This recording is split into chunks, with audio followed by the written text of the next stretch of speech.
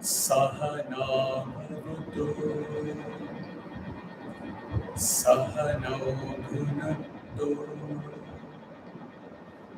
Sahaviryam Karavavahai, Tejasvinavaditamastu ma Vishavahai.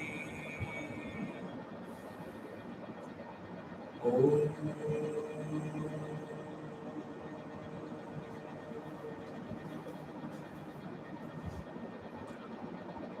Shanti, Shanti, Shanti.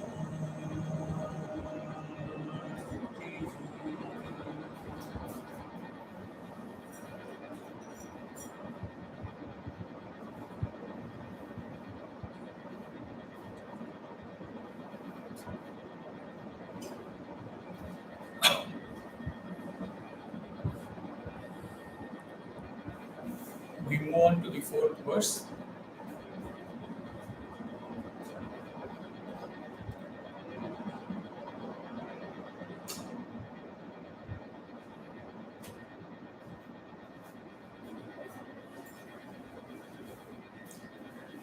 Kvacha ātmā, kvacha vā'nātmā, kvāśubhaṃ, kvāśubhaṃ tathā, vā'cintā, kvacha vā'cintā,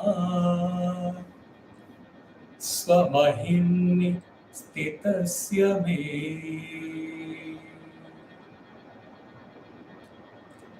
Where is the self? Where is the non-self? Where is good and where is evil, or where is auspiciousness, where is inauspiciousness?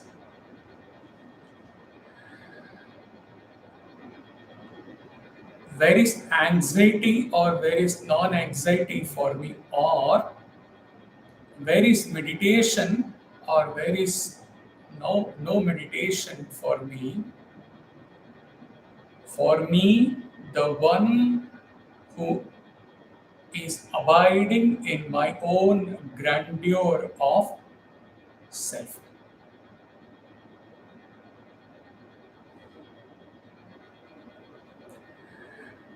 Kvacha ātmā, kvacha vā'nātmā.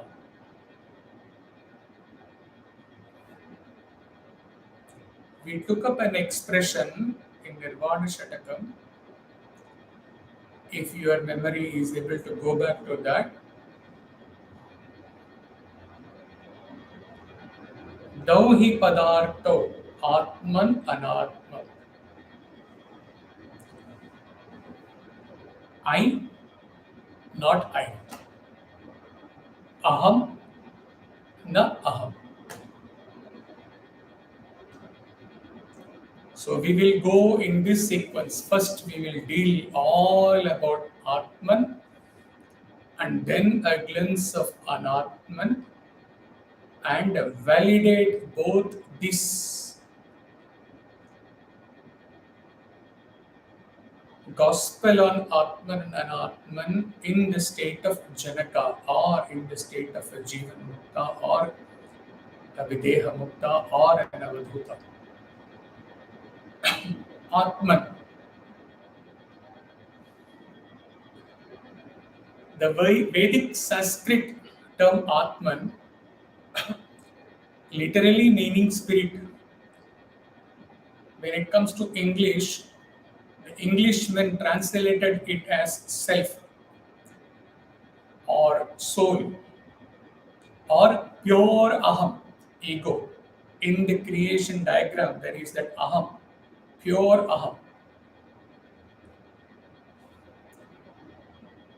And the reverse of it, anatman, is containing a negative prefix an, plus Atman, without Atman, and is translated into no self, no soul, or no ego. Here, ego means pure aham, not pure aham.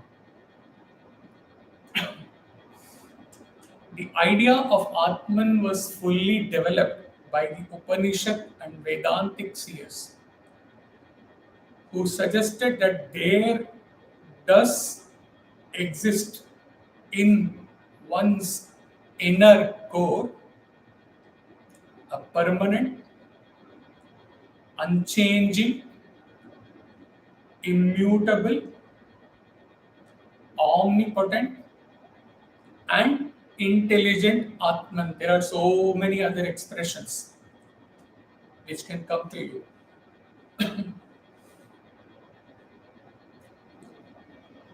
There exists something whose nature is all these things, which is free from sorrow and which leaves their body at death. The Chandogya Upanishad, for instance, states that Atman is without decay, death, and grief. Bhagavad Gita calls Atman as eternal, unborn, undying, immutable, primordial, all-pervading.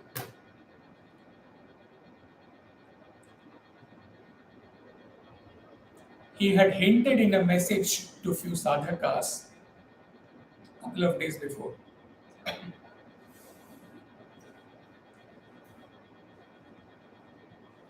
For even the thought at the Mananam stage or Nididhyasana stage to transcend Atman and Anatman, one has to reach the state of Atman, pure awareness. If you have not even experienced what you have to transcend, how will you transcend?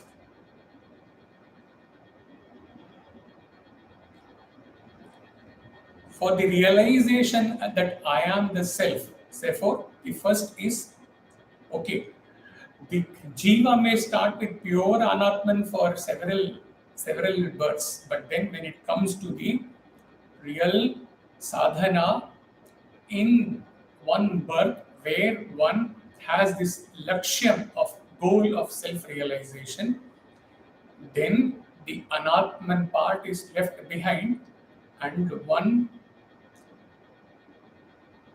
strives to reach that state of subjective experience of Atman, pure awareness. One of the four Mahavakyas from the Brihadaranyaka Upanishad says, Aham Brahmasmi. In the sentence, Aham Brahmasmi or I am Brahman, I is that which is the one witnessing consciousness, standing apart even from the intellect, different from the ego principle, and shining through every act of thinking, feeling, etc. This witness consciousness, being the same in all, is universal and cannot be distinguished from Brahman, which is the absolute. Aham Brahma Asmi. The Mahavakya is further elaborated in the chapter Mahavakya Viveka in Panchadashi, which comes before your Chitradipa. There are two verses. One verse deals with Aham, another verse deals with Brahmasmi. We will deal with the two verses and then conclude on Atman.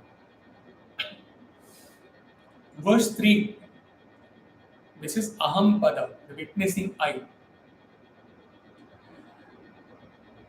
Paripurna Paramatma Asmin Dehe Vidya Adhikarini Buddhe Sakshi Taya Stitva Spuran aham iti iryate.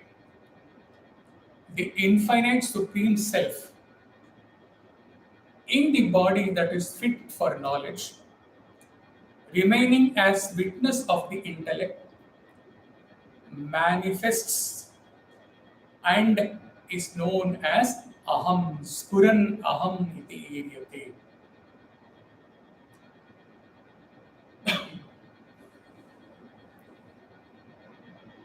Coming to a brief commentary. Some say that I is the life in the body, which causes the body to be sentient, prana, life force. Life in the body, to be noted that life in the body merely differentiates us from the condition of death. That's it. It has no more significance. It is no proof of our identity.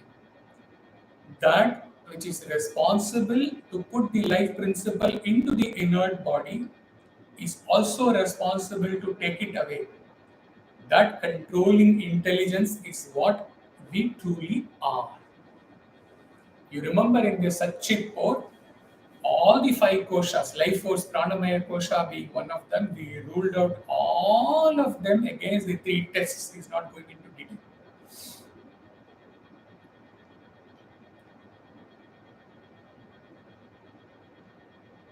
And about motion, not everything moves is sentient.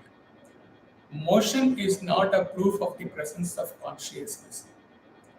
The real proof of the presence of consciousness is the undeniable conviction we all have that we exist. We exist. The easiness in the Satyam Jnana Anantam Brahman core, in many cores, we went through this when we said the table is the laptop, is the computer, is so and so, is. While all of them may be changing, undergoing so many changing, the easiness remains that we exist. This is the proof, undeniable proof.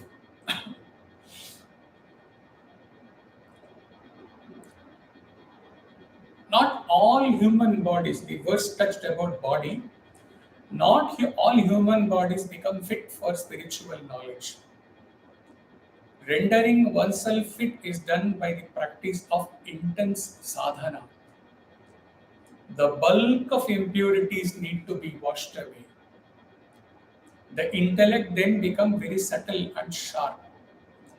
When it is rendered pure, sadhana can be practiced. What sadhana? The purified, prepared sadhaka can separate himself sufficiently from his mind and observe that he, in true sense, reality is just the witness. During this practice, the most essential part of our being, the real I, aham, is traced back to its source, Brahman. We are coming to Brahmasmi now. It is made very clear in this line that aham refers to the pure self and not the lower ego self. Then verse 4 deals with the Brahma Asmi Pada, the infinite Brahman.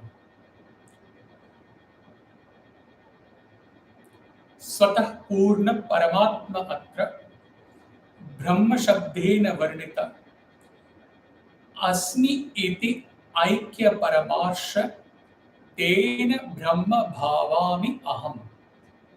Infinite by nature, the Supreme Self is described here by the word Brahman. Asmi denotes the identity. Asmi connects Aham with Brahman, by which I identify myself. Asmi denotes the identity by which I identify myself with Brahman. The first part, Aham part, draws our existence to the existence of an all-pervading consciousness. This is Lakshana Vakya of Brahman. And the second part, I am that, is Anubhava Vakya, or the sentence of experience. The second part takes our understanding to the highest Brahman. The meaning of the word Brahman is clarified here. The identity between Brahman and Aham is finally established through a linking expression Asmi. As Brahman has many meanings and connotations according to the context in which it is used, it is specifically stated here that it means the infinite supreme self. If it is infinite, Anantam, then it has to be one alone. In Anantam, there cannot be two. That means that since there is no possibility of two in the Anantam Brahman, my Aham, my individual consciousness cannot be separate from that because it is Anantam. There cannot be a second consciousness existing within me separate from that. Not possible. Then it defeats the Lakshana of Anantam. Therefore, my individual consciousness must be included in it and must not be different from it.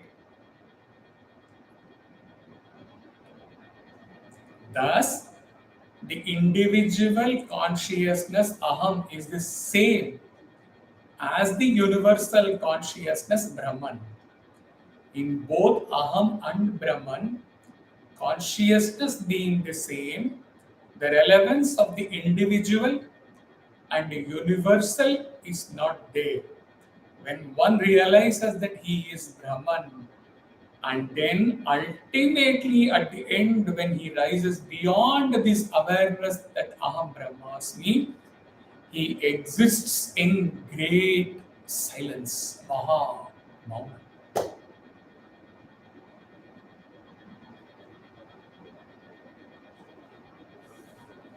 Now come to Janaka's state.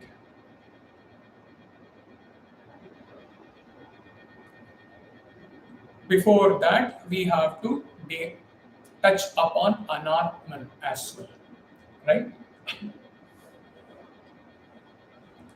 Shankara, in various commentaries on Upanishads and other Vedanta treatises, does not use the term vā'nātmā to mean non-soul or anti-soul. He just says the Atman is formless and partless, whose true nature cannot be perceived, while Anatman has form, has parts, and whose nature can be perceived. That's it. This is the difference. And he goes on to say Anatman, the apparent Anatman, due to our misapprehension, the apparent Anatman, essentially a creation of Brahman, cannot be different from Brahman and has no existence apart from Brahman. What does it mean? At the end of the journey, there is no Anatman at all. And for a while, only Atman, and then na Atma, na Anatma.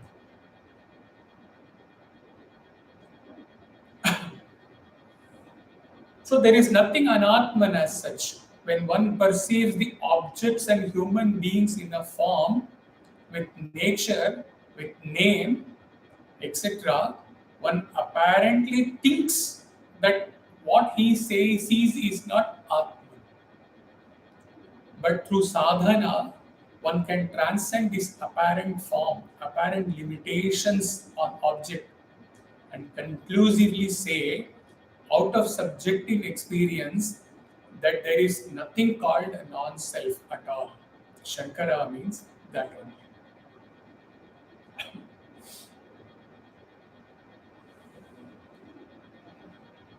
To realize the self-existent eternal Atman, one must first realize the self-existent non-self. This is the difference. When one realizes the self-existent non-self, then he can realize the self-existent eternal Atman. The seeker often goes through the path of nating, not this, on anatman, to reach that which remains as atman. First, a sadhaka has to go through all the netis because, unfortunately, sadly, for birth after birth, he himself has been existing as anatman. So,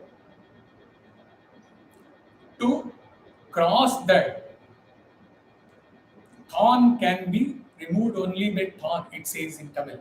So, he himself has to rule out all anatman since he himself has been an anatman and he has to transcend, go beyond that anatman sthiti. He has to go through all the netis to reach the iti aham nirvikalpo nirakara rupa.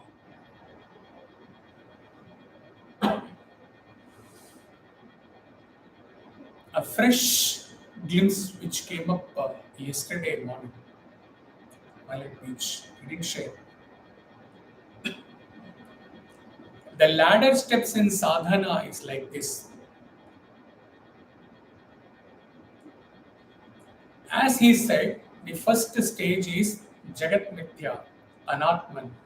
The stage in which you have been coming and going from this creation so many number of times. Guru walks into your life. Yes, he confirms. My child, yes, Jagat is of course Mithya, but he says, don't stop there and don't be negative in your approach. Don't say everything is unreal. Let me add one more truth for you today. This is after few months or few years of his selfless service in the putter, and after his ego has come to the zero level or almost zero level, then the Guru says, yes, Jagat is Mithya, but also Brahma Satyam, Atman is. Then the sadhaka lives in the combination of these two expressions throughout his sadhana period. And for a while, even when he starts getting the glimpse of awareness, Brahma Satyam, he confirms to himself, yes, I can say this based on the glimpses I have been getting. And when compared to the glimpse which I have been getting, Brahma Satyam Atman, it is proved in the Panchadashi Mahavakya Viveka that Brahman and Atman are not different. Very scientifically, logically, it has been proved. Because there cannot be another Brahman or another Atman from Brahman. Brahman being Anantam. So when he compares himself, he has not reached to abidance in self. He has been getting glimpses off and on in Nididhyasana. So as compared to the glimpse, my state when I had that glimpse, he says, Jagat is Mithya, the entire creation is false, Anatma. The Guru lets him go through in this for some time and then calls him one fine day morning and then says, Jivo Brahmaivana Para.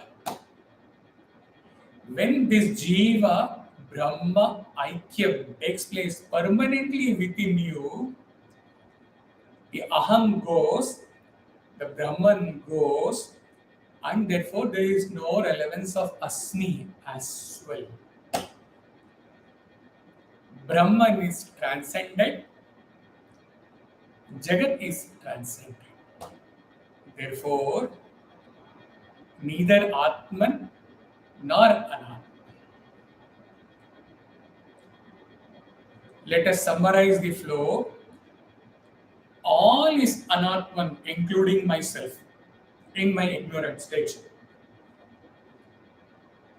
Then I am the Atman in the Nididhyasana stage. And after coming out of the Nididhyasana, everything else is anatman. This is also ignorance only. Then, when I cross the awareness that I am Atman, there is neither Atman nor Anatman for me. Right? This came up only yesterday morning. He rushed back and noted. Atman, as Bhagavad Gita describes, is eternal, unborn, undying, immutable, primordial, all-pervading. He repeats that, what he told you before. Which means, literally going by this expression, which means Anatman has to be ephemeral, born, and therefore bound to die, our BMI, mutable in the realm of time-space, and has therefore is bound by time-space and cannot be all-pervading.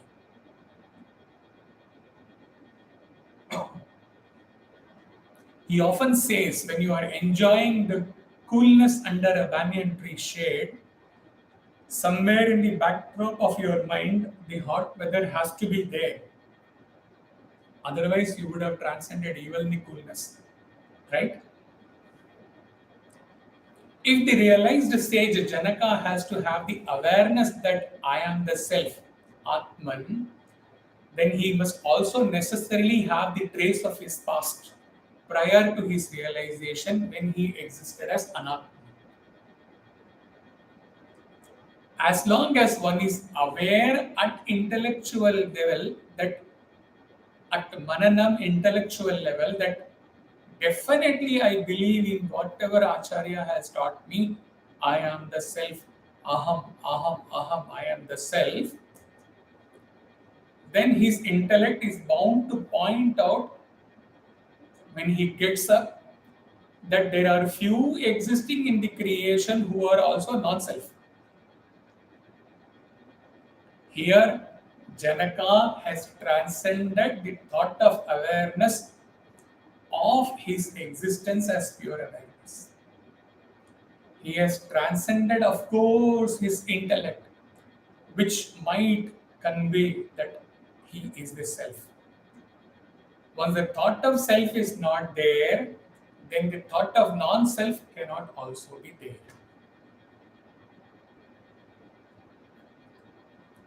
Like the banyan shade reference, if I am aware that I am self, then somewhere the self must be a negation of non-self. I must also be aware of all non-self nature also.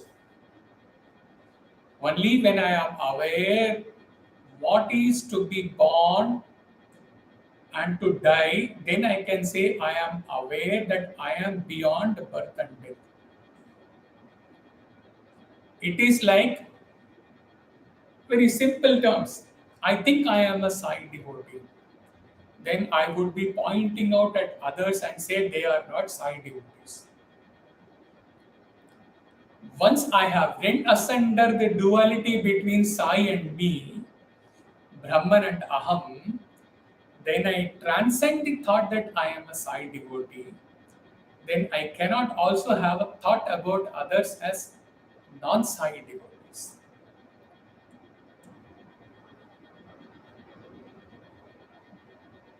The Sai and me all have gone and merged into that Jivanadi, in that state which is beyond everything. Right?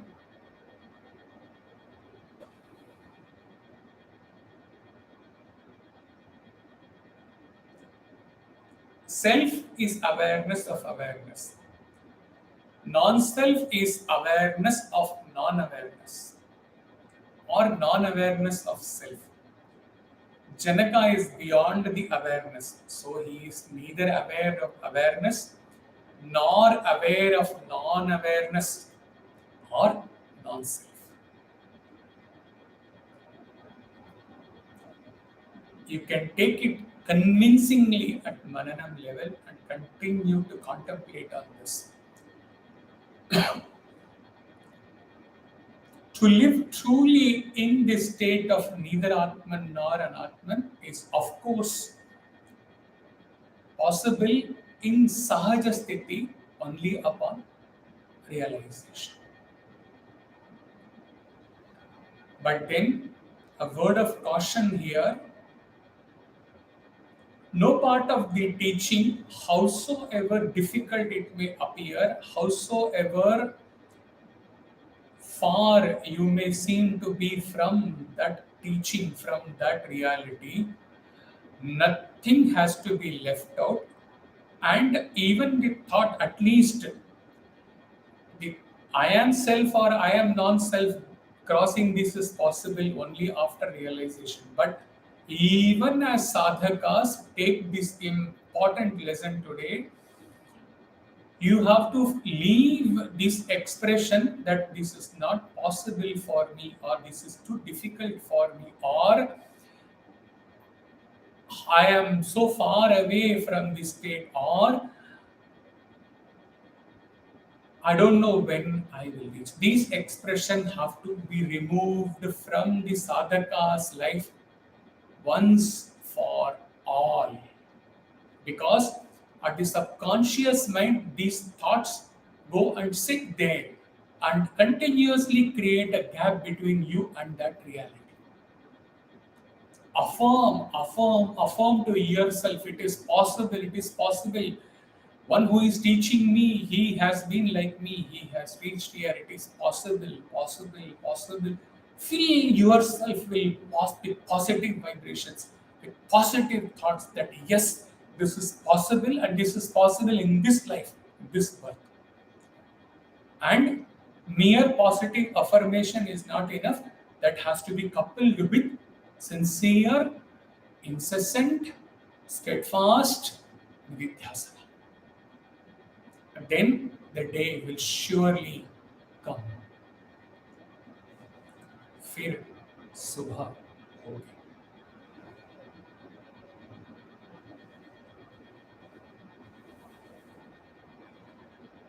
Right? Why not? Why not? Our Bharat has given, may not be too many, but few who have risen from a normal state to that state. Standing testimony. Why not I? Why it is not possible for me? But then, as he gave in the message yesterday, it is a serious lifetime, intense sadhana and intense truth in which you have to live, of course, in your meditation state and also in your post-meditation state throughout the day. That aham should be vibrating within throughout. And that's like a 1,000-watt floodlight. That aham within should lit up your day, should lit up your arthakama, should lit up everything. Instead of your arthakama extinguishing this light. This is a very, very important lesson. He might have told 100 times before. He is repeating again.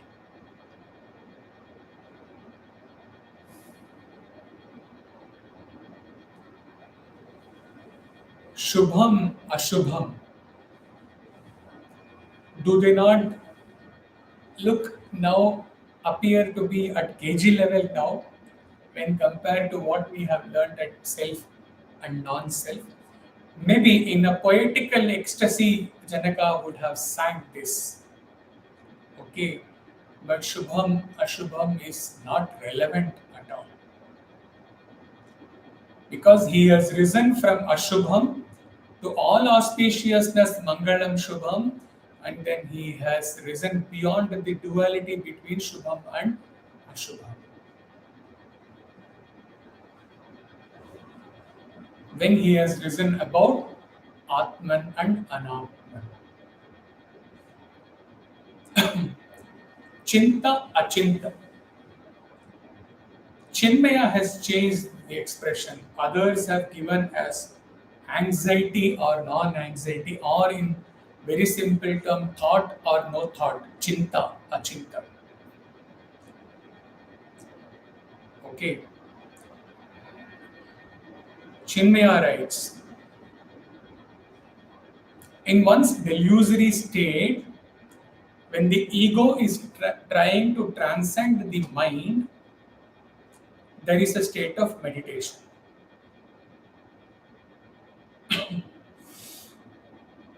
When the ego is turned outward, filling the mind, preoccupied with its ego, the jiva is equal to ego, is preoccupied with its joys and sense gratification, there is a state of non-meditation. Both has a reference to introvertness and extrovertness of the mind. On transcending the mind and reaching the self, and then transcending even the thought of having reached the self, because this chinta is coming after transcending the atma, anatma.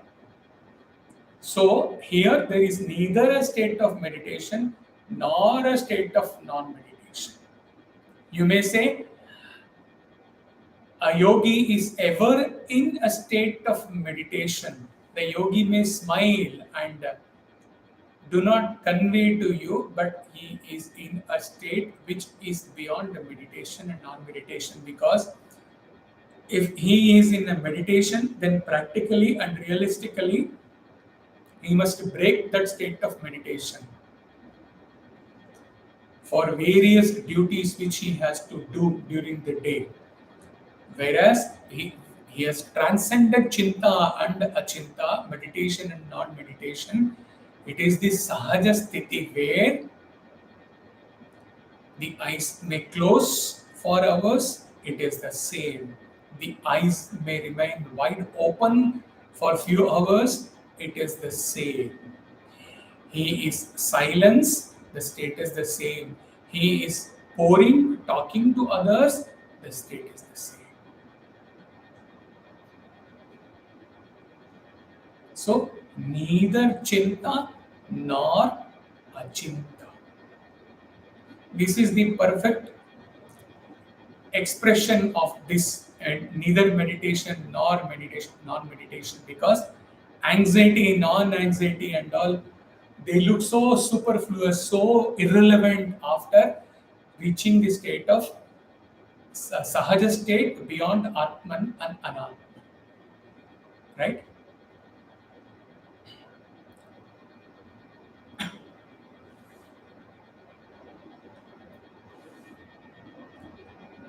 The verse contemplated during his stay in India. 2 days. The first day contemplation and then the second day contemplation. Sadhakas have not asked him still, because it might not have appeared to him, or maybe they were not sure that is it right to ask this question, or maybe it would not have appeared to them at all, because they have been gliding in their steadfast faith in Guru along the teachings of Guru. So they might not have looked back and asked this question to themselves. But for your sake, this question came up to him. What is the difference between dream state and sleep state, waking state? In dream state, body or intellect awareness is not there. Mind is there. In waking state, all the three are there. Okay. It is the intellect which conveys on waking up that the subject dreamer and the objects all being in dreams, all objects in dreams are unreal. So, what is the secret here? What is the main force here? The intellect is conveying to him on waking up that the himself appearing in the dream or the other objects appearing in the dream are unreal. It is the intellect which is making him realize, or it is the intellect which is making him realize that he had a very pure intellect, that he had a very good sleep, deep sleep in the previous state. Then, when in the waking state, the intellect is fully lit up, fully there, then why this realization that me, the subject, Jiva, and all other subjects in the world, they are all unreal, does not arise? That intellect is there in the waking state. And that intellect is pure, because that intellect is not pure, it would not convey to you about the falsity of things appearing in your dream state. So, at least in the morning, let us say, Brahma Muhurtam, that intellect is conveying to you that dream objects, dream persons, dream experience, everything is unreal. Only I am real. Okay. When you are carrying that intellect along with you, then why this realization is not coming in the waking state? A very, very, very important question in sadhana. Then the source within concluded, Bhaiya, there is a difference between dream state and waking state. Your body was not there in the dream state. Your body fully lit up in the waking state. So in the waking state, I wake up along with full body awareness. Even the intellect fails. Because I am believing that this body is true. Therefore, all the experiences of this body seems to be true. He concluded on that day, smiled at Radha Krishna in the temple, and he concluded, body attachment is the cause for all miseries.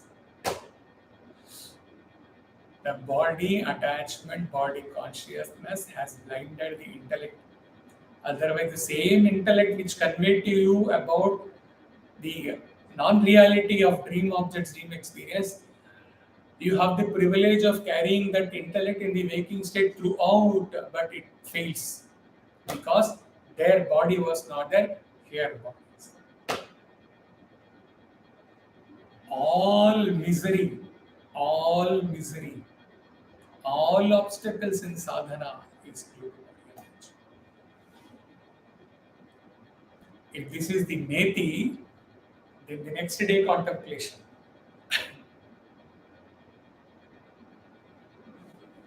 In the dream state, I am the subject, dreamer, and all the experiences are given by various objects in dream. I may also be one of them. When I wake up, I know that the subject and object in the dream were all unreal, and only me, the waker, is the truth. Now, rise a little, no, rise far above this, not little, far above this. In the waking state, now a paradigm shift has happened, a total change, transformation has happened. When I awaken not to my body, when I awaken to self,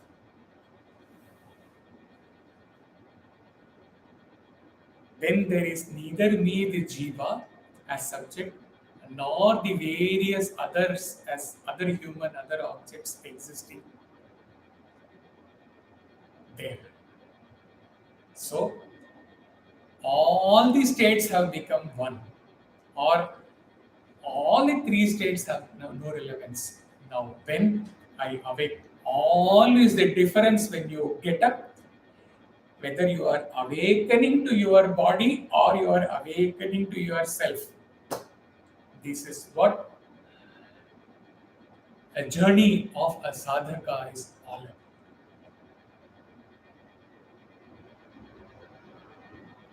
Not only that, I also cannot think that I am the self.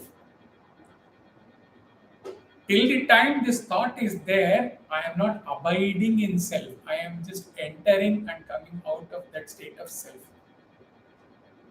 So when it transcends all the subject-object duality, then ultimately, eventually, even the thought that I am the self, which implies that all other objects are non-self, must also leave me. In this state, I am neither self nor non-self, but beyond both, which is the crux of the verse. I am neither meditator nor is there an object of meditation, because after all, me the meditator then become the subject and the goal of meditation becomes the object. Subject-object duality comes, which is not possible once I have transcended both self and non-self. So what we can say, in one way we can justify Janaka, if we may dare to, the truth of Janaka's state is the first statement.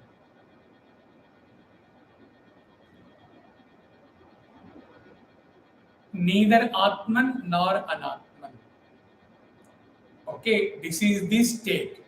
And we can say, when Janaka would have got up and when he would have ruled the Mithila and he would have gone into the streets as the king observing things and in the waking, the manifestation of the first grand truth that he has risen above Atman Anatman, that is manifested in the further three, that neither śubhaṃ nor aśubhaṃ, na chinta na achinta. Okay, and it is reconfirmed towards the end in the last expression beautifully. Why? Because svamahimni sthitasya. Because I abide in the grandeur of myself.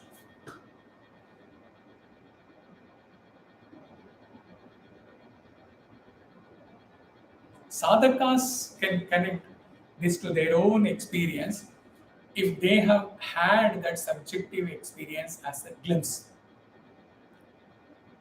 Those who have not had that glimpse can easily relate the above state to the state of Acharya, which has been shared in so many ways. In such a subjective experience, initially one is bound to experience it as Atmic awareness.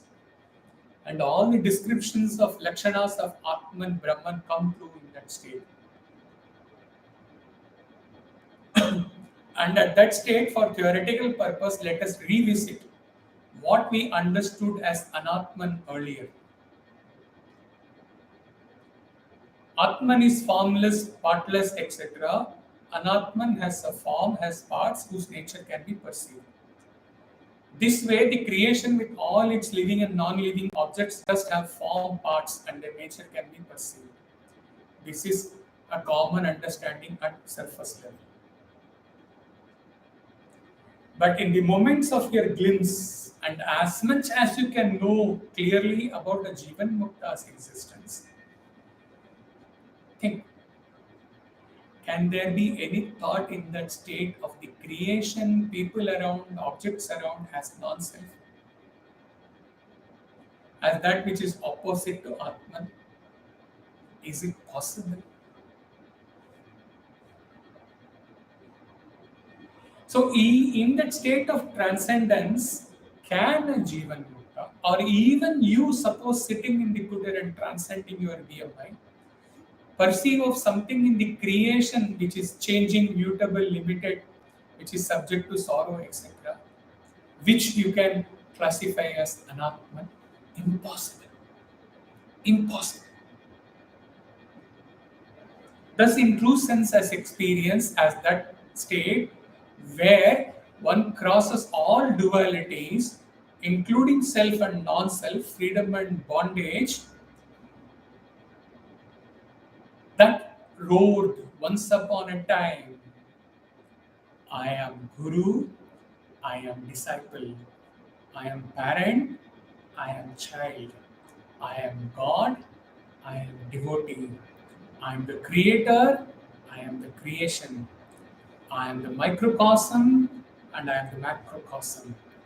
I am Brahman, I am Brahman, I am Brahman. I have all these wonderful relationless relationships in and with existence. However, in the depth of silence, beyond all concepts, I do not witness creation.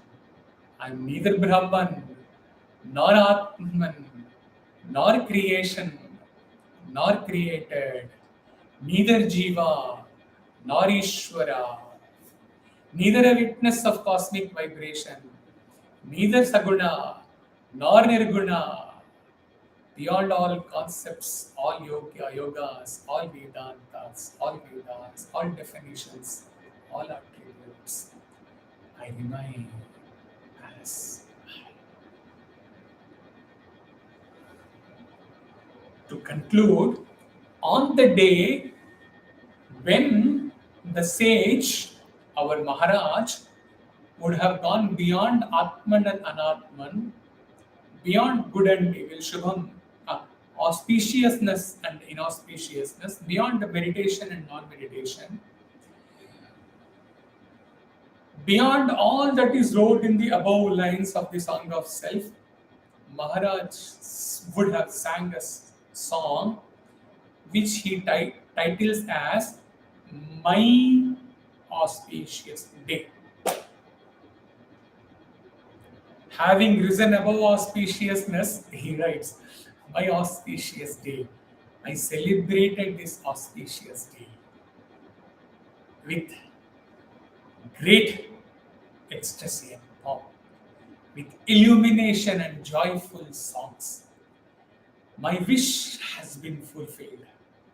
I have met my beloved. How shall I find words for the beauty of my beloved? He is brilliant like millions of suns. He has enthroned in my heart. The lamp of love burns lustrously. I bathed him with the water of love. I adorned him with flowers of prema. I gave him butter, sugar, candy. I have drunk the cup of love, which is filled to the brim. It is the cup of perfect joy. My rapture wells forth. The mercy of my Lord has come upon me. How blessed am I, who have seen my his beloved.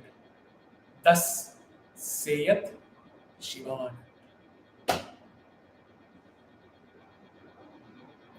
The poem holds good both for the Ashtavakra Gita verse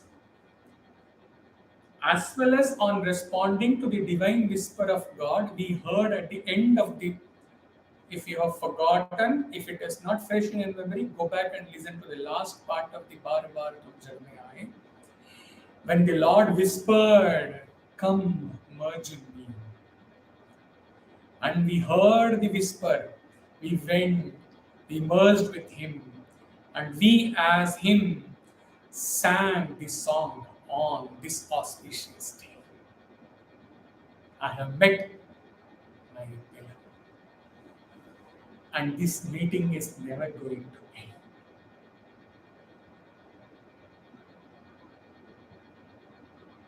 And also, the poem echoes the very essence of the last line of few verses in this chapter.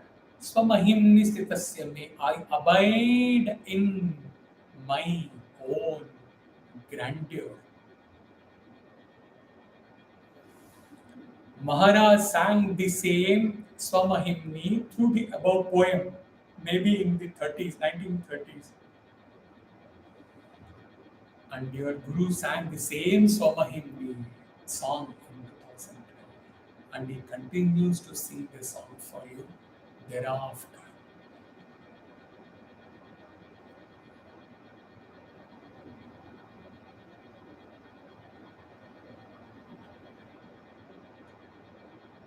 Believe him,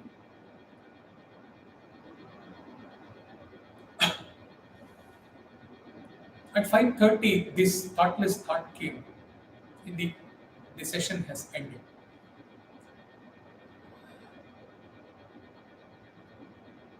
Advatiya tu akala nirbhaya.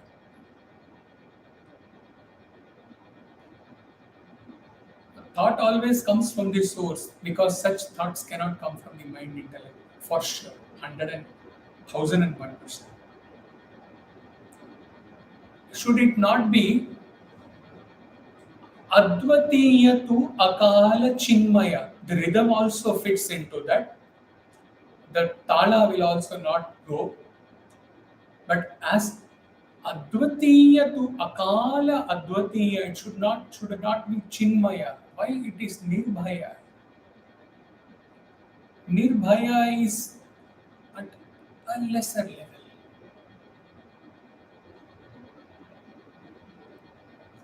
Then it beautifully aligns with what he told you just before, which was not noted here, which just came from the source, that the śubhaṃ, neither śubhaṃ nor aśubhaṃ, neither meditation nor non-meditation, all those things are the manifestation. They are not at the same level, of course, but they are the manifestation of the state where one has transcended Atman and Anatman.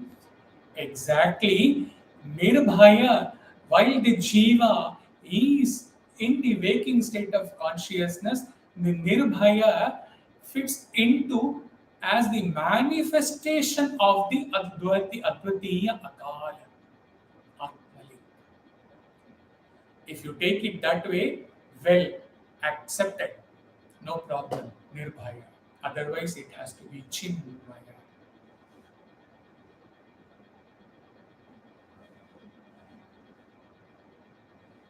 All the tathā lakshana, all the swarupa lakshana, all the prescriptions, all the references, all the stories, all everything, like we have the appendix, all of them stand as like the duffy or the harmonium which plays which gives accompaniment to the singer. They are not meant to dominate the singer. Similarly, all these things, nirbhaya being one, neither śubhaṃ nor śubhaṃ meaning one, like this, all of them stand as accompaniment, stand as manifestation of a Jivan Mukta when he walks into this world. Now, why this thought should come at 5:30? And why this thing which was not noted comes in the pore? Both the things had to come because both the things had to align. This is intuition or this is divine will.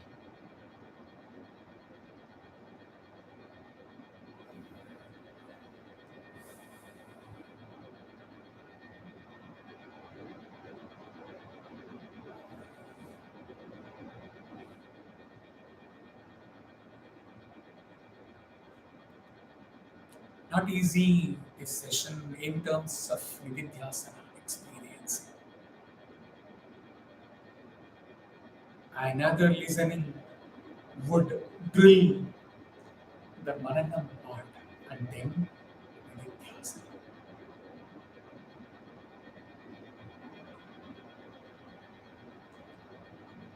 It is beautiful while listening because he has served you in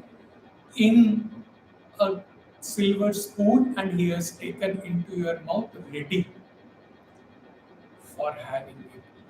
But when it comes to experiencing it with Nididhyasana, not easy. Because even as sadhakas, sometimes we oscillate before Atman, between Atman and Anatman many times. So, in the Nididhyasana to transcend this is a challenge. But then, as he told you, that nothing has to be henceforth classified as difficult or not possible for us. Why realized masters had to appear after all? Why so many treaties had to come? Why so many poets, 350 books had to be written by Shivanandaji Maharaj? Why Swami had to speak relentlessly even while he could not speak? Anil Kumar ji had great difficulty in going near him and hearing to what Swami was saying. Because to remove this myth, to remove this misapprehension in the hearts of sadhaka, spiritual aspirant, that it is difficult. Otherwise, everybody would have gone into Mahamauli once having realized.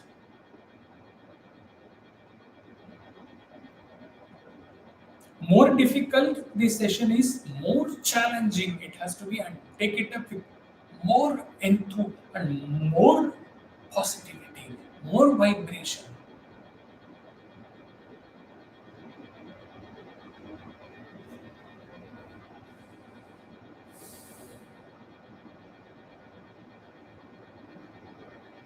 Hari Om.